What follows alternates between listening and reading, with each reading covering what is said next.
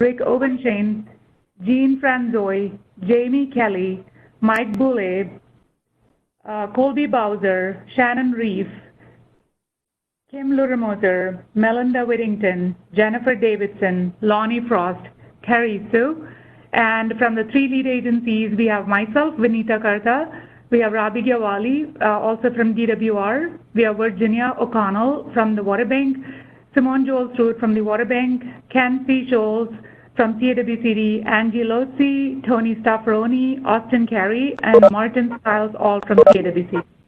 Is there anyone that I missed? Hi, this is Erin Andres, City of Phoenix. Great, thank you, Erin. This is Pam Muse, State Land Department. Hi, Pam, welcome.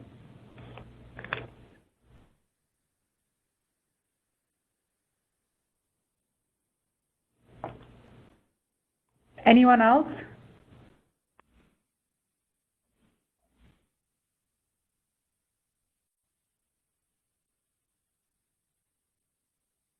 Do you all see my screen and the PowerPoint presentation? Yep, we see it. Okay, great. Thank you. So like I said, we have a really full agenda today. At the April RPAG meeting, we were asked whether we could share the updated recovery plan with the public. In response, we have posted sections 1 through 4 on our website. Robbie sent out an email about that last week. These sections, especially sections 1 through 3, have incorporated all the comments and changes that we have received so far. Section 4. 5 years of service, man. Congratulations. Hey, thank you. And I want you to. Okay, somebody please mute your phone. We can hear you. All right, I like that. Yeah, so you've been doing a great job. Oh, thank you. I appreciate that. Wow, that's great. You didn't have a Can't pen believe- there? I think it's Is the pen in there? I can't believe it's been 5 years. You know, it just seems like it's crazy, isn't it? Oh, no.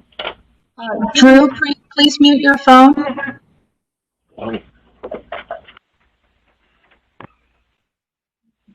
Thank you, whoever that was. So like I was saying, all these sections have been posted and section 4 is posted as well, but there might be changes to section 4 based on any comments that we may receive from the RPAG members. We also, just a few minutes ago, sent out section 5. This section is still a little rough around the edges and will need more work. You have the ability to send us written comments until June 2nd, and we will continue to work on that section. I am not taking questions at this time on this particular agenda item because we have a lot to cover today. But once we are done with the presentations and any associated questions, we can revisit this agenda item.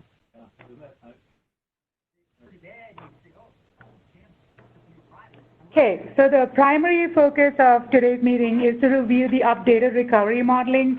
I'll start off with Colorado River modeling and supplies to the state of Arizona, and then pass on to Ken, who will go over CAP shortage and firming.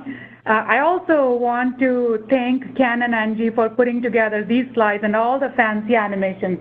Sometimes we are a little basic here at ADWR, but I think Ken really takes animation to the next level. So you'll see that in the next few slides. No, thank you. Is that still Drew that's talking and unmuted? Okay.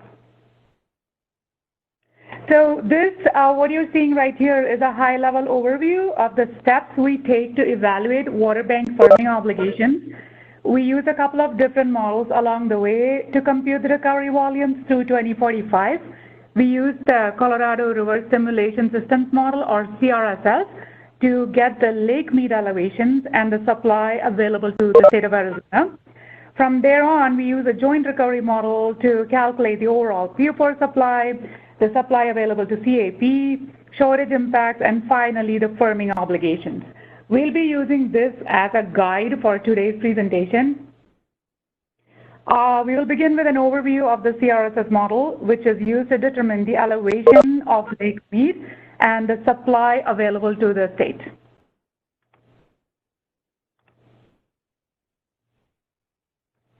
So we use several models in the Colorado River world. The 24-month study, which is more of a short-term model, the MTOM, which is a mid-term model, and the CRSS, which is a long-term model.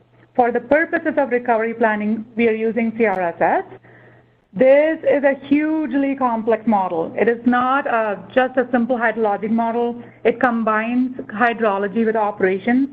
It includes the upper basin demands as well as the lower basin demands and the really complex rules that are used to operate and manage the Colorado River. So this is a closer look at the CRSS features. I'm not going to go into detail on any of these, except that the model incorporates the complex behaviors of a large number of users and points of use and diversion where water is added or subtracted. So you will have access to this PowerPoint. We'll put it up on our website, so you are definitely free to look at this after the presentations are done. And if you have any questions, you can reach out to me or Ken after this as well. So the CRSS model is usually updated in April and August. In certain years, especially when we are at a cusp of operating scenarios or hydrology, reclamation updates it in January and October as well. We kind of saw that over the last few years. There was an update in January, sometimes in October. For this purpose, for the purpose of the recovery planning, we used the August 2019 version. This version was corrected in December because reclamation found an error with the way shortages were being calculated. We run two sets of hydrology, a full set of hydrology from 1906 to 2017, called direct natural flows, and a subset called stress test hydrology, which is drier and uses the hydrology between 1988 through 2017. We also extended the 07 guidelines, the drought contingency plan, and the binational water scarcity contingency plan pursuant to minute 323. The other large assumption we are making here is to reduce the upper basin, the other scenario that we are making here is to reduce the upper basin depletion schedule by 15%. So the chart on the right shows the upper basin demand scenarios. In the green is how it is currently in the CRSS model. In the orange is a scenario that we are using for the purposes of recovery planning. It really assumes a 15% reduction going forward from 2020. So basically, it just follows the same trajectory of the upper basin demands, except we are assuming a 15% reduction here. This doesn't mean that the upper basin demands will be reduced. It's just a scenario. For the baseline, however, we are continuing to use what is currently in the CRSS model.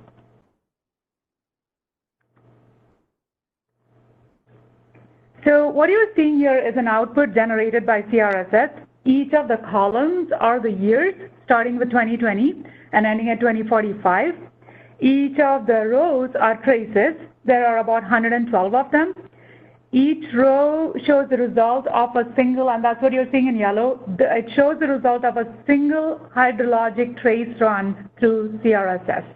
The inset here, which will come up as soon as I quit, the inset here is a slide from the output, and it basically shows the reduction to Arizona based on lake mean elevations through different years and different traces. So I know maybe most of you cannot read what is in there exactly, but that's why we are showing you that little inset so you kind of understand the output over here. This is an exact copy of the last slide, except it's color-coded. What Ken has done here is programmed it such that for those years that it has a tier 0 condition, the cell turns light yellow. For tier 1, a darker yellow. And so on until you see a black cell that indicates a tier 3 condition. So you can see the depth of the shortages through the years and the traces. You can also see a distinctive pattern from the sequencing of the historic record 112 times. So and a better way to also explain this is we run the 1906 hydrology in year 2020, 1907, and 2021, and so on. It just keeps like repeating. It's a index sequential method. So what Ken has done here is sort the traces by severity. So basically, he took each of the traces and compiled all the sorted all the driest traces at the bottom. So all the darker, the red and the maroons and the really black cells are at the bottom. So a good way to see this is all the driest traces are at the bottom, and the wet traces are on the top, and the middle of this cells, the middle here forms the average hydrology.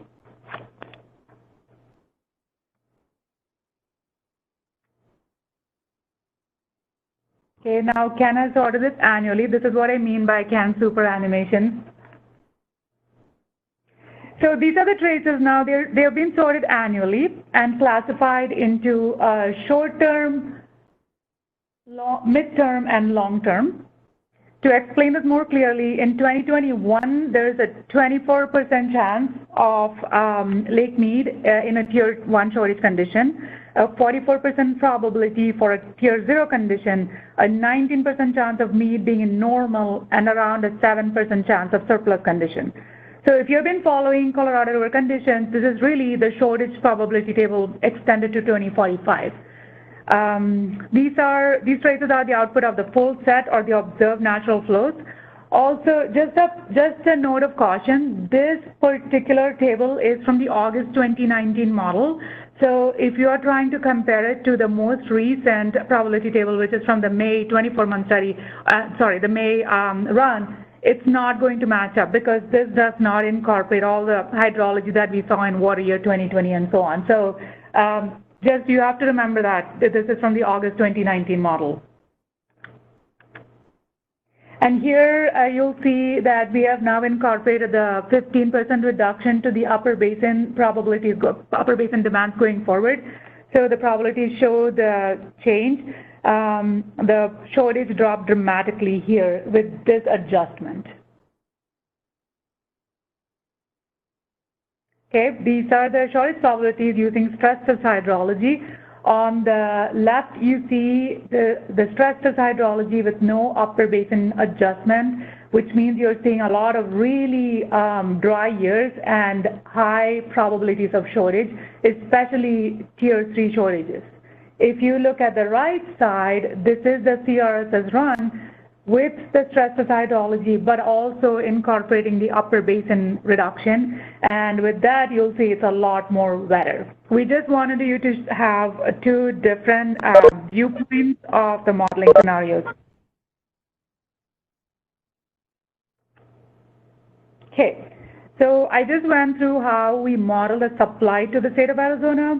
Now I'll try and walk through how we use the mainstem demands to figure out the supplies to CAP pools. I tend to speak a little fast. If you want me to slow down a lot more, I'm just going to open it up for a minute. Let me know if you need me to go a little bit slower. Yes, can you please go a little slower because I did mute several people, so they'll have to chat me if they have a question. Thank you. Okay, all right, Teresa, I'll do that. So let's move on. So the on-river higher priority users, or we call it priority 1 through priority 3, they're primarily agricultural users. Some of the entities in this category are the Yuma Mesa Irrigation Drainage District, the Yuma Irrigation District, the Yuma County water users, etc. M&I users include City of Yuma, Parker, Brook Water Company, etc. For the P1 through 3 users, what we did was we looked at a 10-year average between 2008 to 2018, and we used that average as a starting point in 2020 and then applied an annual growth rate of 0.1%. We also looked at a scenario where the P1 through 3 users are increasing, or the rate of growth here is 0.5%. We are, however, using this, which is the 0.1% per year growth, as our baseline for the purposes of recovery planning. So like I walked you through the upper basin demand reduction and how we use the baseline, which is exactly what's in the CRSS model for the P1 through 3, we'll be using the 0.1% per year growth. Now that we applied the 0.1% growth to the P1 through 3 users, We're now to a point where we can start evaluating impacts to the classes of users that are formed by the water bank, starting with the 4th priority main stem water.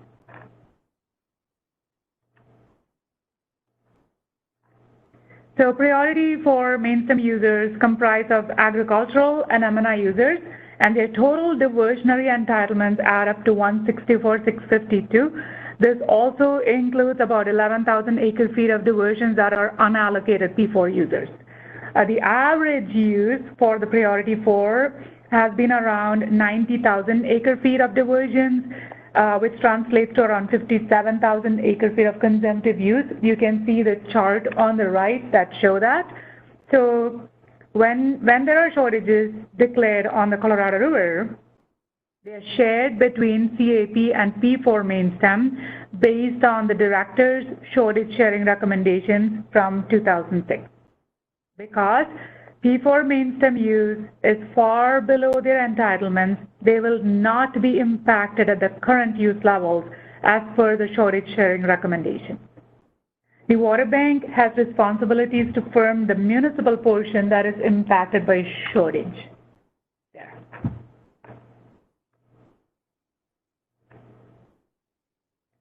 So you're seeing a pattern here. We showed you different scenarios that we looked at, and we also have been walking you through the baselines that we have selected based on those scenarios. For our projections for the M&I uses or the P4 uses, we took the average use from the past 5 years and applied a growth rate of 1% to the M&I portion, but kept the agricultural portion constant. At this growth rate, that is the 1% per year growth rate, the P4 main stem starts showing shortage impacts in Tier 3, Tier 2B, and very slightly in a Tier 2A shortage. And this occurs closer to 2045. So that is it. I think, okay, we are at 122. Teresa, could you please unmute Ken? I want to check with him to see if I should take questions now or wait until he's done, because we have about 27 more slides to go. We got plenty of time, Vanitha. Go ahead. Take questions or move it over to you. If there are questions on the portions we just covered, and we can circle back. I think there's a lot of pieces to put together. Yes. Okay, so I'm just going to move the ball to you, and you can take on. Okay, you have it now. Okay. I'm going to...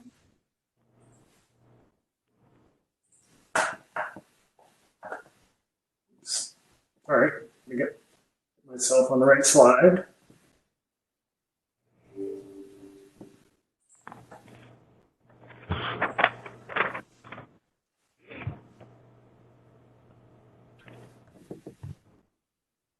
Okay, thanks.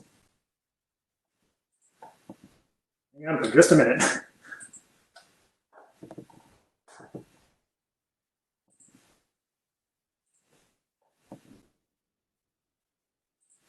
Everybody able to see me okay? See the presentation? Yes. Yes. Yes, we can see you. Okay, thank you. Okay, so just to recap a couple of contextual things. So as a lot of this is very familiar in terms of Colorado River modeling, figuring out the level of shortage, and Vanitha walked through some of the factors that affect the available P4 supply.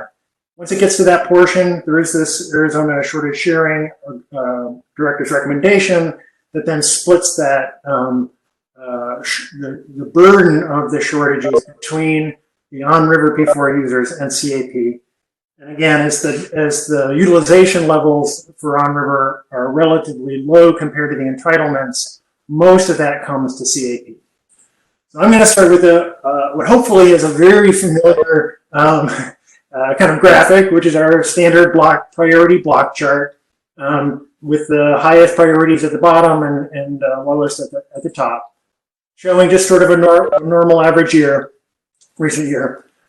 Again, we're going to be making some distinctions between the long-term contracts and excess water uses. And it's always useful in my mind to remember that while there are names of these priorities, the names don't necessarily align with the users. So there's some of the Indian priority supply that's leased by the cities. The NIA supply is allocated both to tribal users and to municipal, non-tribal users as well. Speaking of that, I'm sure it was just an oversight on beneath this part, but the largest on-river user, of course, is the Colorado River Indian tribe. They're also in that projection assumption. So when we start with our block chart this way, it's useful to remember what portions of the supply are firmed by the Water Banking Authority. So there is a portion currently of the NIA supply. It's currently 15,000 acre feet associated with the Gila River Indian community, but that can grow a little bit through time with other settlements, and some of which are pending, including White Mountain. And then the M&I priority supply with the basis of the current policy that sets that at 100% through the interim period. And then for planning purposes, we have used the 20% of that potential reduction being firmed by the bank. We'll touch on that in a minute as well. Just one other reminder that there is a portion of the NIA supply that's firmed by the Bureau of Reclamation. That includes a substantial portion of the NIA supply held by the Tohono Nation, and then they share some responsibilities with the future Indian water rights settlements. So those are the pieces we're going to be focusing on when we get to the water bank responsibilities for firming. But to get to that, we still have to figure out sort of what the impacts are to each of those priority pools. Archives has been going for a while, so the last time we did a kind of a detailed walkthrough of priorities and impacts and firming was in 2018. And since then, there has been a continuation of a kind of a longer-term trend of higher utilization rates of the long-term contracts, particularly Indian and M&I priority supplies. Folks have been finding ways to put those to use, preparing for future shortages, among other reasons. So the impacts are going to be a little bit different and generally a little bit higher than what we showed just two years ago, in part because of this increased utilization by the long-term contracts. So going forward, we're going to be using the 2020 as a kind of a baseline, and then also referencing the 2045 projection. Lots of assumptions go into these kinds of things. What we have generally assumed for planning purposes for RPAG is that by 2045, all of the entitlements to long-term contracts are put to full use. So the sum total of those is 1.415 million acre feet. Not all of those are allocated. That includes the unallocated portions of the NIA supply, first and second round, as well as NIA priority supply for future Indian settlements. Some contracts are not being currently utilized at all now, but this planning assumption shows that by 2045, all of those are put to use. The height of the block chart represents the total CAP delivery supply, and so the height of the block gets reduced from 2020 to 2045. And that's a direct result of the assumption we're making about the on-river use. So it's one for one. As the higher priority on-river users increase their use, that reduces the available CAP supply. So those two things together have an impact on how near and long-term shortage impacts would affect the different priorities within CAP.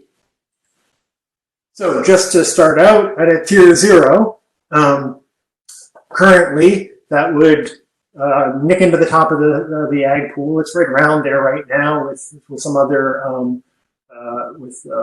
forbearance activity. That's about where that hits. But in the future, a tier 0 shortage, that 192,000 acre feet, if that was still the rule set in place, and for planning, we're assuming that's what is in place just because we want to extend those rules. It would nick into the top of the long-term contracts, into the top of the NIA priority supplies, even at a tier 0. Again, a pretty aggressive assumption about utilization, but that's the kind of the math of that. And the cut here is the same as the cut there, it's just obviously starting at a different point in the utilization chart. So the next one at a tier 1, which is the first of the 07 guidelines tiers plus the DCP contribution, so the net total of 512,000. Currently, that would cut about a third into the NIA priority supply. In 2045, that would hit into the M&I supply. Now, one thing that you may be curious about is we show in the block chart Indian priority and M&I priority side by side and have typically referred to them as co-equal priorities. Well, they're almost co-equal. They're governed by a fairly complicated formula that was agreed to as part of the Arizona Water Settlements Act that is affected by different levels of utilization of those two priority supplies. In early years, the Indian current utilization, the Indian supply might actually take a larger proportion of the reduction, but at full build out at this 2045, the reduction comes first actually to the M&I priority side. So that's why there's an unequal line between here. Again, you can just keep marching down in terms of where these tiers hit. Tier 2A, it's only a 5-foot band, but that 592, again, you're cutting deeper into NIA and at current utilization, and you're hitting both Indian and M&I. And tier 2B, and then all the way to a tier 3.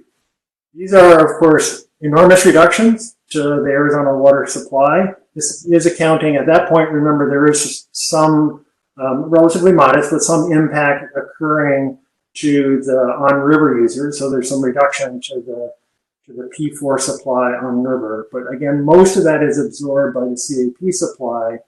And you can see, obviously, there's no NIA supply, and you've hit quite heavily into both the Indian and M&I priority supply.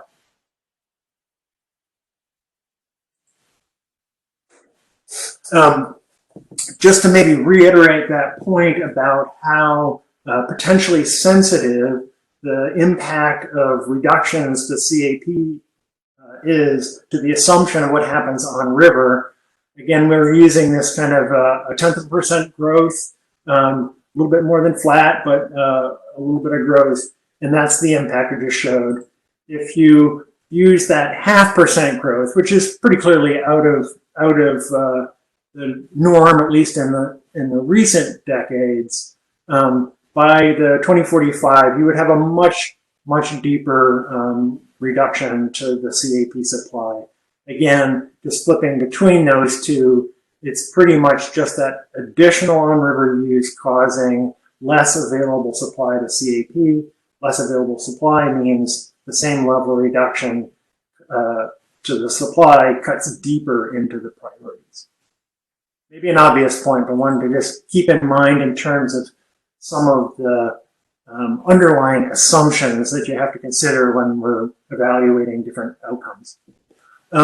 One other point, and just to put some things in context about the current level of utilization of the supply, within the long-term contract, so that's P3, M&I, Indian, and NIA, there's about 500,000 acre-feet worth of long-term storage credit accrual happening. Nothing wrong with that. It's a perfectly legitimate portion of use of a CAP entitlement. But in terms of thinking about how the future use might be different from now or what the impacts would be, it is kind of important to keep in mind that some of this is being used to accrue long-term storage credits. The rest is being used either for annual storage and recovery or for direct uses at the treatment plant or for agricultural use, depending on the depending on the end user.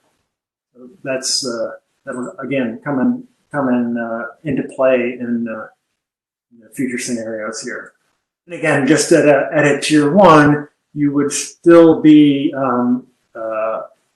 if everything else were held constant in terms of usage patterns, you would still be accruing a substantial number of long-term storage credits, even though you were cutting, say, a third into the NIA priority supply. Not all users would be uniformly affected, though, and that's a critically important point. At a pool level, this is the impact, but individual users may be fully utilizing their, say, NIA priority supply or a direct use at a treatment plant, and others may be using 100% for long-term storage credit accrual. So the pools are masking a little bit of the user level variation, but that's just to make the point. So starting all the way back where Vinitha started in terms of CRSS, and it cranks out all these traces year by year, different assumptions going in that, handing it off from the on-river use, splitting it between the P4 on-river and CAP.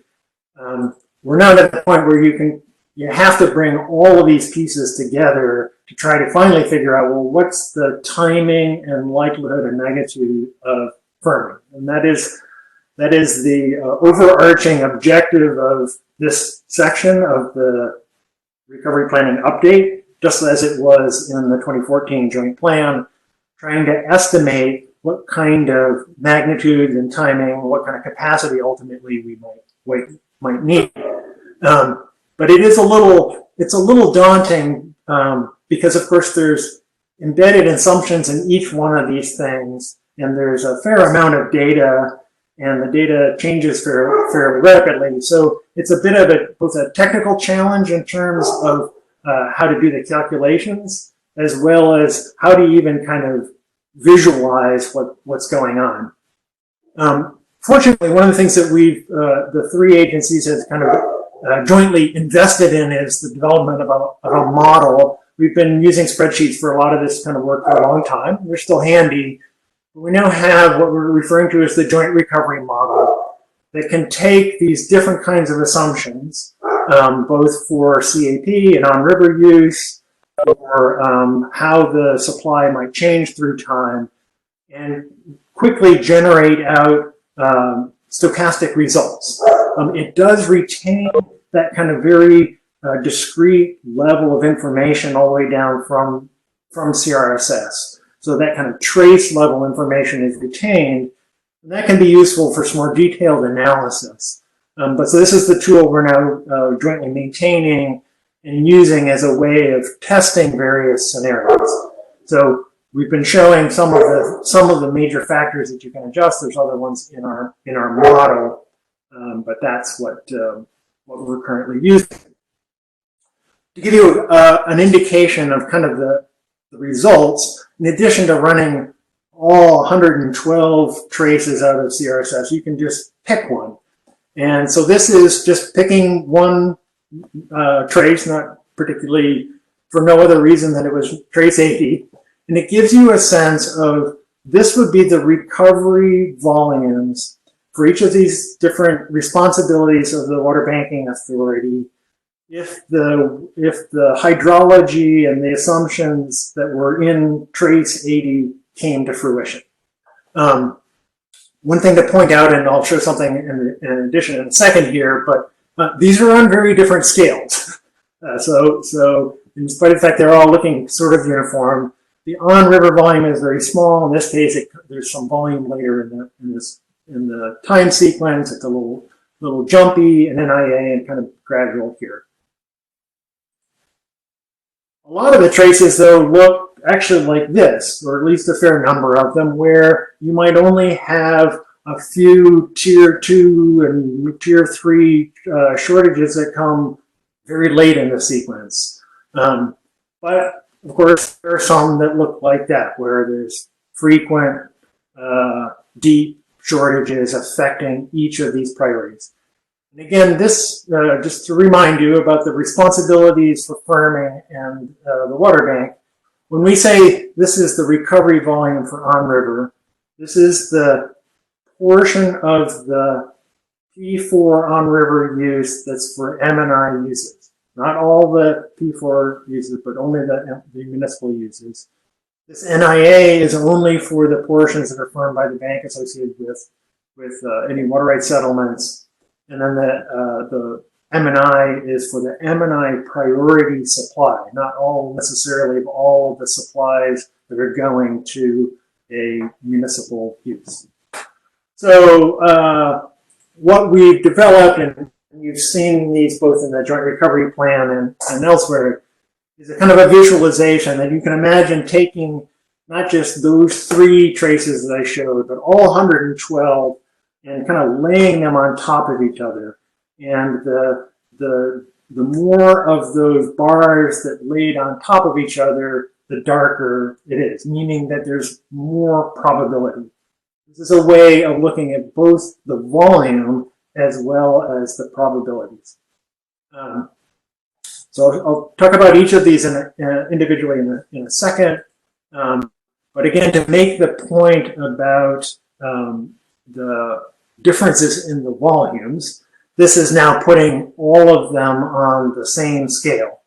And it's a sort of an obvious point, but it shows how much of the total magnitude of responsibilities that the bank has taken on lie on the M&I portion as compared to on-river and the Indian firming obligation. The Indian firming obligation has a clear upper bound. The M&I one has a potentially much larger impact. That doesn't by any means diminish the importance of those other firming responsibilities. And in fact, the NIA supplies firming comes earlier because that pool gets impacted earlier. But in terms of an absolute magnitude, much of it is driven by the M&I side. One other note on these, I have not included in these charts our interstate responsibilities for creating ICUA for the Southern Nevada Water Authority for Nevada. We do model that, and it's included in our joint recovery tool. Their request for recovery is likely to be a bit different. Well, it is essentially a bridge, thinking of it as a bridge supply. They can ask for a steady request of a volume, and the volume over 600,000 acre feet that's been stored on behalf of Nevada, almost all of that has to be recovered by roughly 2063. And so we're expecting that there will be a steadier request, both in shortage and in normal years, for that supply. There's coordination, there's an annual coordination process between the Water Banking Authority and Southern Nevada about their longer range planning. We're going to be meeting with them shortly, actually, to circle back on some of their latest thinking. But I want to make sure it is an important responsibility. Most of those credits are in Pinal. That's a focus for CWCD, but we're not including that in these combined charts for the firming analysis. So enough on that. So just going back to all of these traces, again, this is using our sort of baseline. This does not include the upper basin adjustment that Benita discussed. If you just kind of stand back from your monitor and look at it, you'll notice it's very light. Overall, it's very light. The highest probabilities are really less than 50% for most of these outcomes. And some of them are very low probability. So it may be even hard to see on your screen, but this like a very light trace like that represents actually slightly less than 1%. Essentially one outcome out of 112 would result in that. And if you get 2 of them, it gets a little bit darker, 2 or 3, 4, 5%. So, and that's particularly true, obviously, in these large but low probability events. So let me zoom in a little bit closer on each of these responsibilities and add in these tiers, which I think helps for some of the interpretation.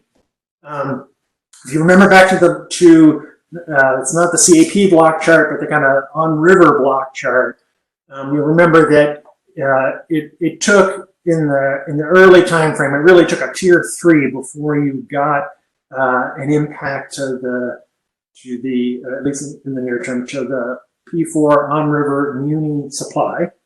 But by the later part of the time period, you were just starting to nick into the top of tier 2A, so below 1045.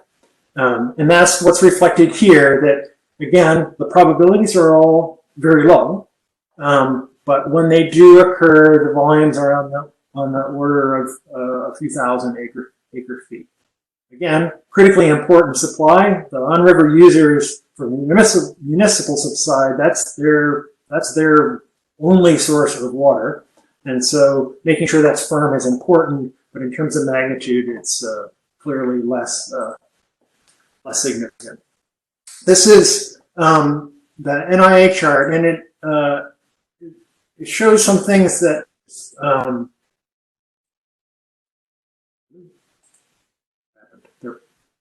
it's being a little persnickety. There's some slightly complicated things happening in this one. So first of all, in general, you see that it ramps up very quickly and quickly reaches this sort of peak. That's a reflection of the fact that you're really starting to hit into the NIA pool at a tier 1 at current levels, and any tier below past that, you're essentially wiping out the supply.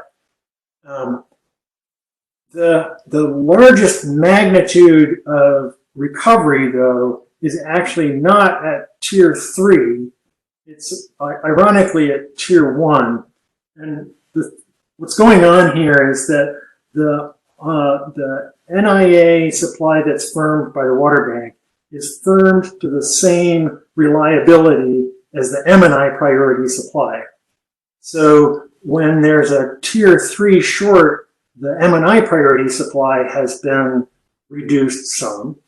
And so the magnitude of recovery to match that same reliability is a little bit less. So it's a little counterintuitive that tier 3 is less severe to the Indian firming responsibilities than a tier 1. But in general, you're looking at 15 to 20,000 acre feet of, or maybe 20, 25, a little bit less than that. Almost any time you're having a shortage below a tier 1 for sure for the NIA supply. So again, that's one where those volumes are not particularly large, but because it comes early and quite frequently, having ready capacity and anticipating that level of recovery is important. So let me go to M&I, and let me add the tiers in there as well. Again, thinking back to the block chart, in the near term, you do start to have impacts at the tier 2 A and B, but the largest ones really are occurring in tier 3. And again, back to this sort of color coding thing, these are 1% and 2% probabilities occurring here, and a few percent probabilities in these slightly less severe tiers. But the deeper the level of the shortage, the deeper the impact of the pool, and therefore a larger recovery volume. You do see the effect at the top here of the modeled 20% cap on the water bank firming. One other thing that's just one of those kind of quirky things about why it jumps up at the end in terms of the volume, that's a reflection of the fact that there's 47,303 acre feet of NIA priority supply, the so-called HOHOCAM water, or put them replacement water, that converts to M&I priority in 2044. Therefore, the size of the M&I pool increases by that amount beginning in 2044. And as a consequence, an equal magnitude reduction causes a larger firming responsibility on the part of the bank.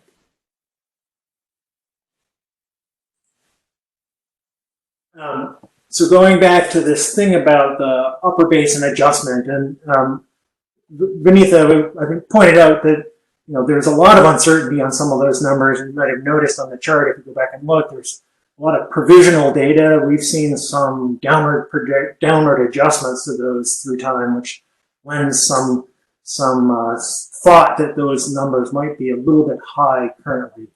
So if there were a less aggressive upper basin development, meaning that there's essentially a little bit more water in the system, remember it had a pretty profound effect on the probabilities of shortage by various tier.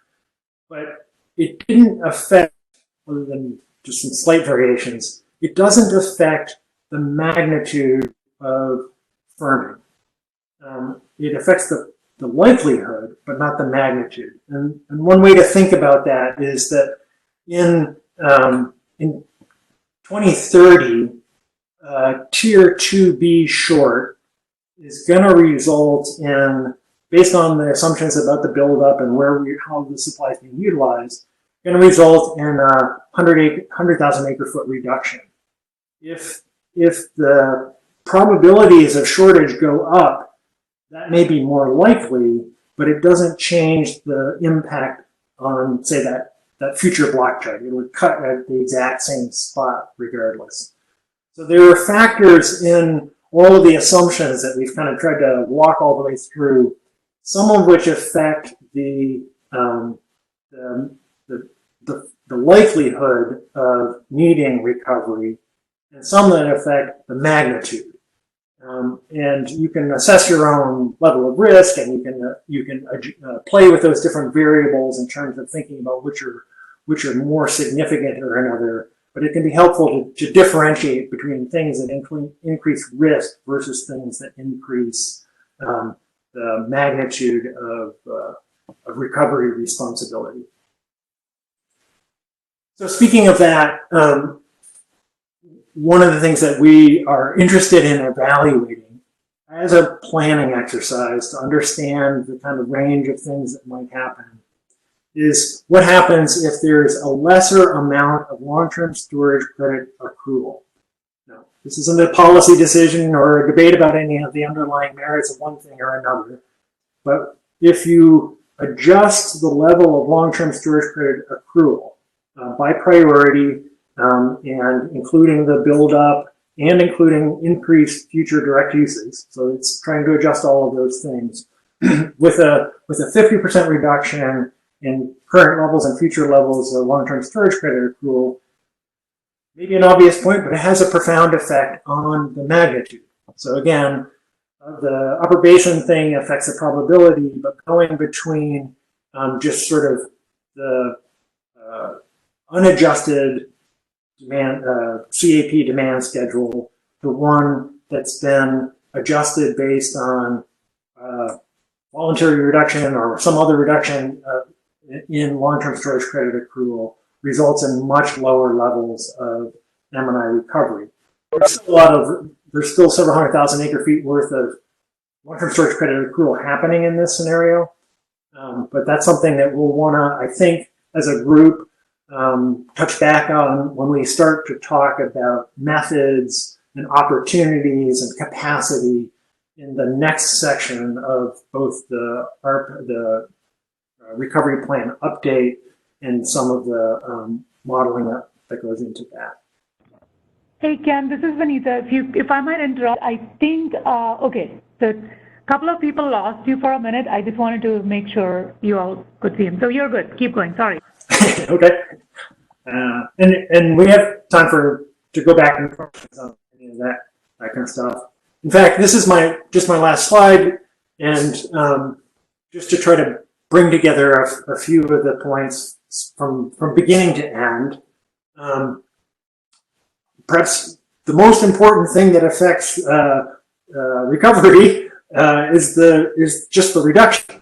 That's a major starting point. The depth of those and how those are satisfied. Again, for planning purposes, we've taken the 07 guidelines and the DCP reductions and carried those forward. When we have something new and after the renegotiation, we will clearly update those assumptions in that modeling. It is also important to recognize that we are just assuming that these are straight cuts. So that both the guidelines, which are mandatory reductions, and DCP, which can be other forms of contribution, we've modeled them as just straight reductions to the supply, without any kind of offsetting, mitigation, or any of those other kinds of concepts that were discussed in the Arizona DCP process. On river uses, clearly, again, it's the higher priority users. That use is 1-for-1 for the available supply for CEP, and therefore 1-for-1 on impacts. And when we're starting to talk about impacts to CAP priorities, the level of utilization is a key driver. The current level of long-term contract use has been growing. It's been pretty high. Many, if not most, or certainly most of the long-term contractors are fully utilizing their entitlements at the moment. That may change as well. There are some pretty eye-popping recovery volumes. When you add some of those numbers up, particularly on the M&I side, they're large. They're significant volumes. They are low probabilities, though, and it can be easy to fixate on just those rare but large events. Other things just to keep in mind, again, we have extended lots of things forward from what we currently know. What happens after 2026 could definitely affect timing and magnitude. We do think there's, and our modeling does allow some modification to some expected response. So for instance, if we are in a tier 3 shortage, everybody's drought response plan has been triggered, there may very well be reductions in other kinds of demands that could attenuate some of the impacts just as a consequence of changed orders. And then I just mentioned the fact that our current level of utilization does reflect accrual of long-term storage credit for future use. To the extent that that the future utilization is different for whatever reason, that would affect the magnitude of recovery for each of those priorities. So, with that, I think we're wanting to hear what you think, and we can go back to any other slides, obviously, to clarify points. Teresa, you can unmute folks so they can ask questions. You could also write your questions in the chat box if you prefer. I also wanted to remind you that this meeting was recorded. So if you would like to go back and watch the meeting, we can make that happen. I think some of you are having trouble with Ken's presentation. They were losing Ken. So we have it recorded. So you can let us know if you need to watch it and we can send it over to you. So let's open it up for questions.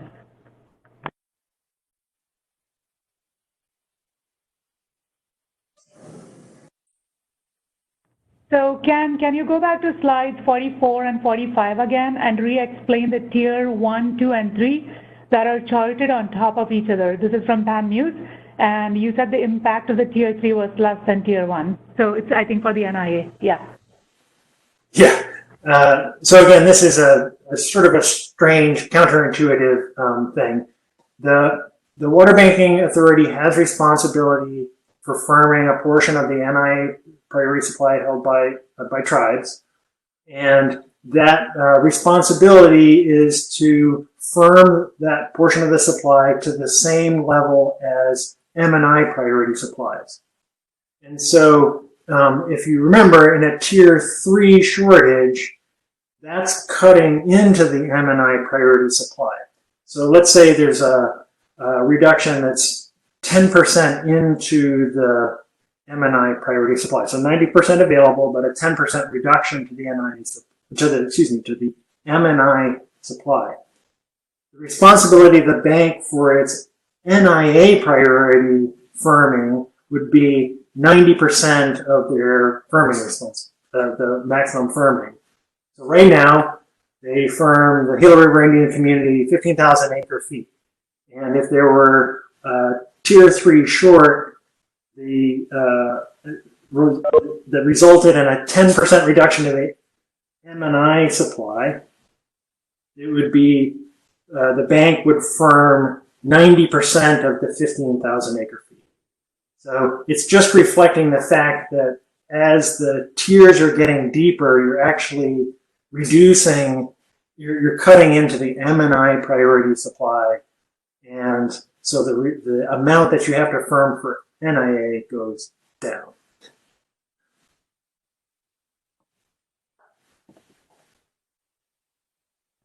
Okay, Warren has a couple of questions. Warren, you should be unmuted, so go ahead. Thank you. Thank you, Vanitha. Thank you, Ken.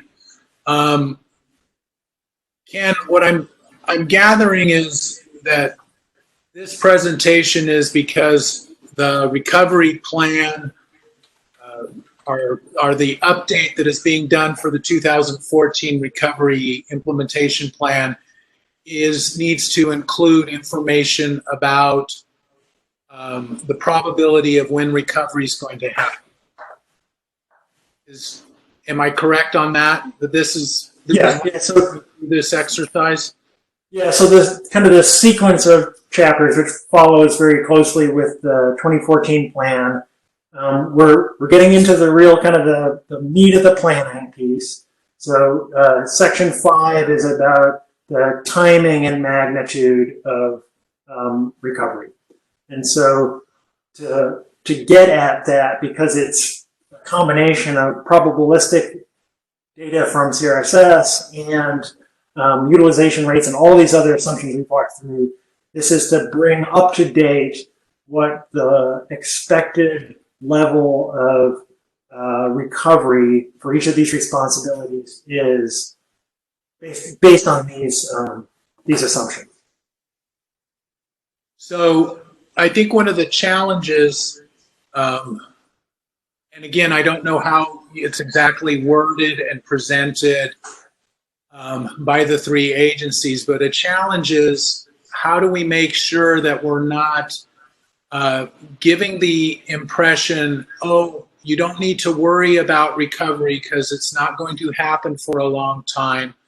And what are the steps that we need to be taking to make sure that we're ready no matter what? I know there's that fine balance of when is infrastructure, when is any infrastructure maybe needed for a severe, for when we get to a severe cut to do recovery. So are you guys looking at how to balance that message so that we don't give the impression that this is something we don't have to worry about for a long time? Definitely. I mean, so I put it in the following context. So, depending on your risk tolerance, and I think we heard pretty clearly from the municipal sector that the risk tolerance certainly of actual water delivery is essentially zero. We do need as a group to think about what these kind of low probability but very severe kinds of reductions could mean. 120,000 acre feet of recovery in the near term is a huge amount. Low probability, but we would want to be prepared.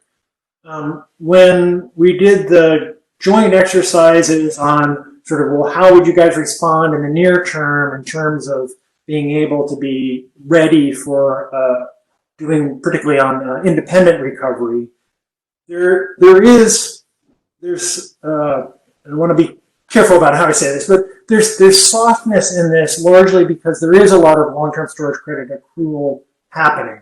And so some of that near-term recovery, if the utilizations level stayed that high would really be what amounts to some complicated but largely paper transactions. Now we want to make sure that we're not, having to fire up recovery at TDRP at the same time we want to work with you all to understand in the near term how we would address that kind of magnitude. In the longer term, and I think this also tracks with what we've heard from the sector as a whole, that through time, as the supplies are put to greater use for annualized uses, the ability to kind of just do simpler credit kind of transactions diminishes. So it is a balance between, we in this next section of the document and the next effort of our interagency group is to start to look at, well, how do we address something in the near term, and how much of that really could be accomplished with exchanges and credit transactions, versus the longer term, what would we need to have in place in terms of infrastructure and serious investments in water supply development. So let me just add one other thing. When I look at this, I don't think this diminishes the near-term need to stay super busy on recovery. I would actually say it's kind of the opposite. Really kind of mentally absorbing the fact that a 720,000 acre foot reduction to Arizona's supply, most of which would be borne by CAP, that's a huge reduction. And so there's no loss of urgency on the agency's part. I don't know if Virginia or Benita wanted to weigh in otherwise on other thoughts about that comment. So this is Virginia. I would just add that we also have things like the 24-month study to help guide us. So after seeing the last one, or even the April 24-month study, the likelihood in 2022, that would be in tier 3, right? It's really small. So we have, even though we need to plan for, recovery capacity, we do have some shorter term analyses that kind of help to guide us a little bit too. And this is Vanita. Warren, that was a really good question, and I'm going to precisely focus on your need for balance. So that's exactly what we were doing when we looked at a wide range of probabilities. So we started with the full natural flows, right? That's 112 traces. That incorporates all kinds of hydrology that's out there, really wet, average, and really dry. We also looked at a stress test hydrology, which is really, really dry. So we kind of get to see the breadth of potential for shortage to the users in the state of Arizona. So we can take an informed decision going forward. So we also looked at the upper basin projections going forward. We looked at like a potential for the Lake Mead elevations to be higher. We also looked at the existing upper basin demand projections, and we kept it the same, which basically means that Lake Mead will probably not have the same wet conditions. So we looked at all of those ranges. So really, I think by planning and providing this presentation, we were primarily looking for that balance by looking at potentially all the possible options that are available to us. And Virginia is spot on when she said, this is really a long-term view, but as we go through months and years, we have the 24-month study that gives us a look for 18 months ahead. We also have the 5-year probability tables that are updated now every month. If you look at our website, we have a dashboard. The probability tables are showing both the stress test hydrology and the full hydrology, and it is updated along with the 24-month study every month. So we have an idea of how the near term is coming to us, and yet we have the ability to plan long term by looking at these possibilities. Thank you.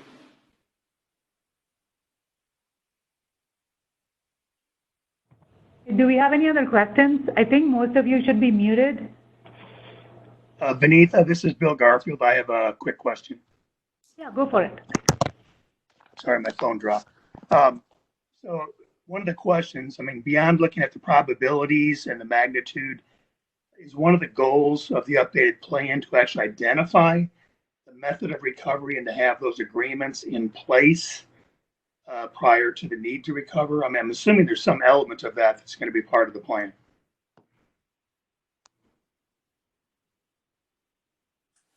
Yeah, so one of the, what I would say is a kind of a fundamental shifts in our thinking, and certainly a change since the sort of historic planning on water bank recovery, is a much larger role, self-identified role, particularly in the near term, for independent recovery by water providers, either with their own infrastructure or own arrangements with others.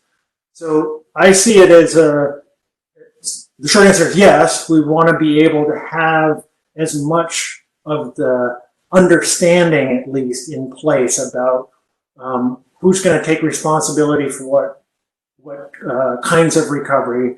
Now, some of that, going back to both the comments from Vinitha and Virginia, some of that really is about, 2-3 years out, when you really have, we're headed into a spot where we're going to need, we're headed towards tier 2, we're going to need to have things in place. You can get more of the finalized agreements in place.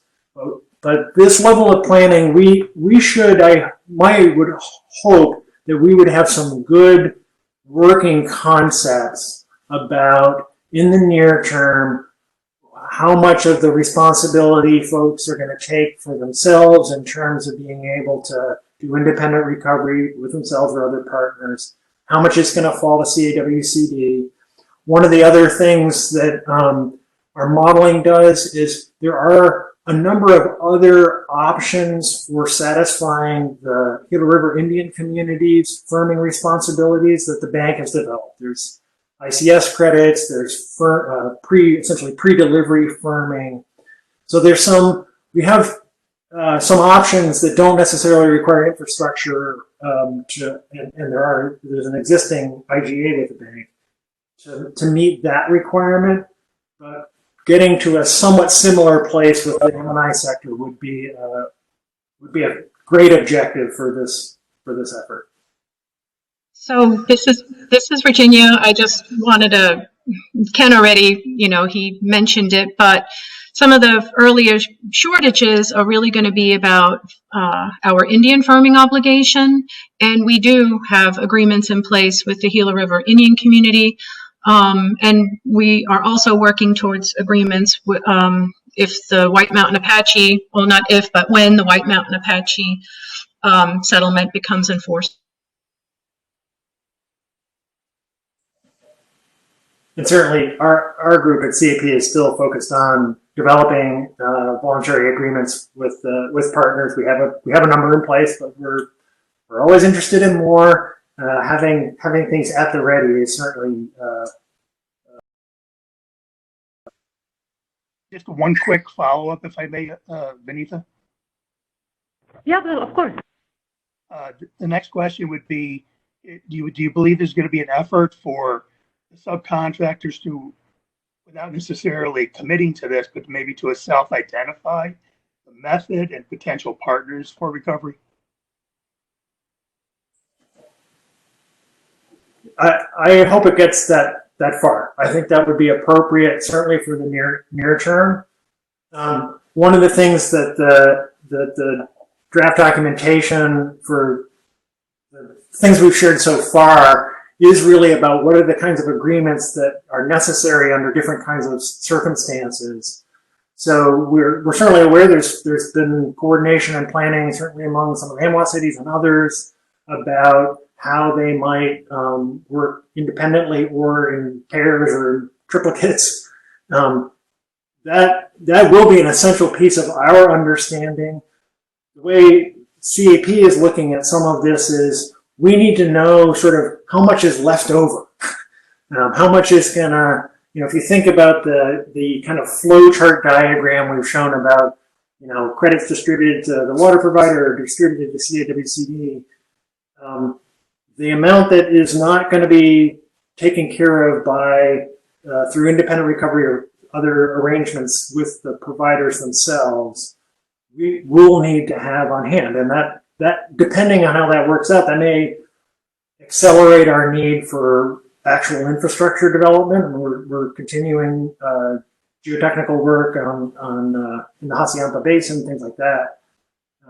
But where we are right now, and we'll want to refine this, but it looks to us in the near term like we should be able collectively to meet those needs with some creativity around how the supplies are being used. And it would be foolish, I think, to do large scale, well drilling if we still have large opportunities for folks to do credit exchange or other kinds of transactions. But we don't have that in place yet.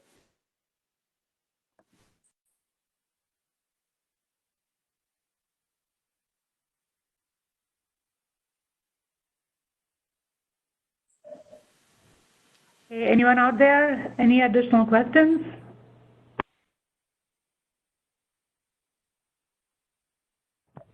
So let me ask you this. If there is enough interest, we could hold a small group to go through this presentation once again, because I understand both Ken and I, we walked through some really dense material, and because we were somewhat restricted by time, we went through it really fast too. So if there is interest, please let us know. We could hold a small group to kind of go through this again. Or if there's anyone that has an interest in understanding a little bit more about this, you are also free to reach out to me or Ken or Virginia or anyone basically from our groups.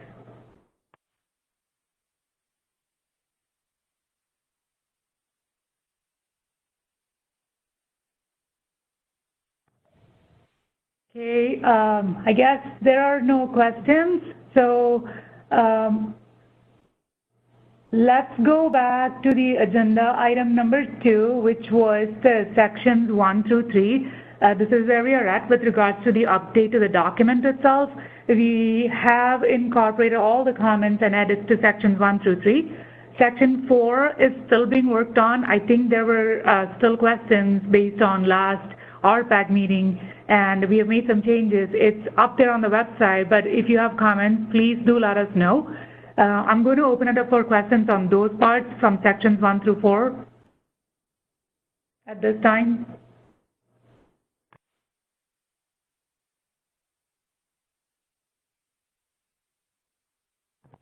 Okay, and so as far as section 5, we just sent it out. Like we mentioned, it's a little rough around the edges, so we'll probably need to have more work on it. So please do review.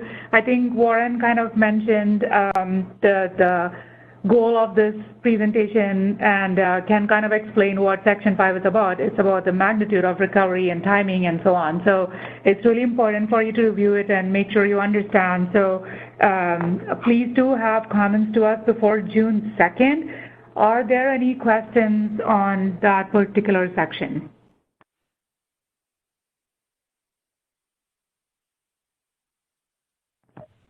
Oh, it's a quiet audience. I think we need to have in-person meetings from now on.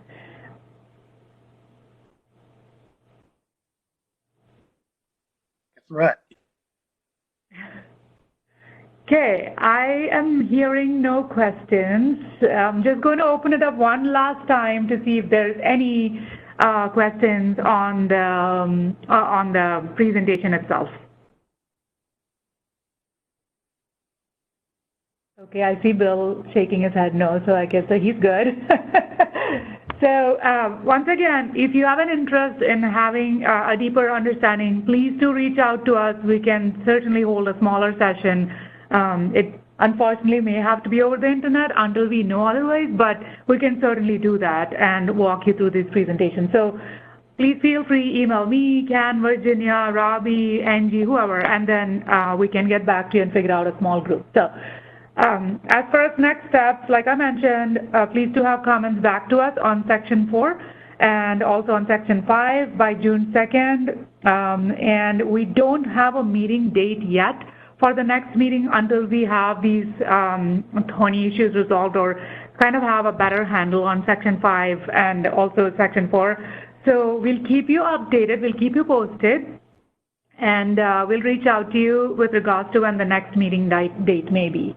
Any questions on the next steps?